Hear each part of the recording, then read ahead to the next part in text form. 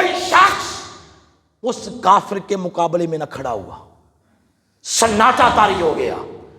اس پورے لشکر کا سناٹا اور خاموشی جس شخص کے نعرے تکبیر نے توڑی وہ مولا علی کی ذات۔ آپ نعرے تکبیر لگاتے ہوئے کھڑے ہو گیا۔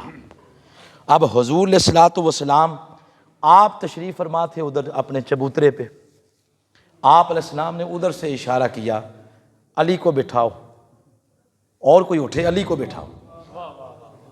ویسے اگر ہم وہاں ہوتے نا، اب میں آپ کو بات بتانے لگا ہوں، حضور کے لیے صحابہ کرام حضور کو جنگ میں نہیں آنے دیتے تھے، عرض کرتے تھے حضور ہم کس لیے ہیں، آپ چبوترے پہ بیٹھے ہیں حضور۔ اور آپ علیہ السلام کے سب سے بڑے گارڈ ہوتے تھے سیدنا فاروق اعظم، وہ آپ کے گارڈ تھے، الگ چبوترے پہ بیٹھ کے حضور دعا کرتے اور رہنمائی کرتے۔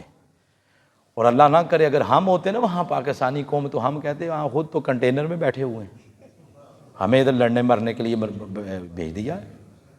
یہ اب سیرت پڑھیں کبھی، سیرت لیڈر نہیں کبھی جنگوں میں آتے، کبھی کوئی جرنیل سنا ہے جا کے بارڈر پہ لڑتا ہے، وہ پیچھے رہ کے پش کرتا ہے، پلاننگ کرتا ہے، ان فوجیوں کو وہ حوصلہ افزائی کرتا ہے۔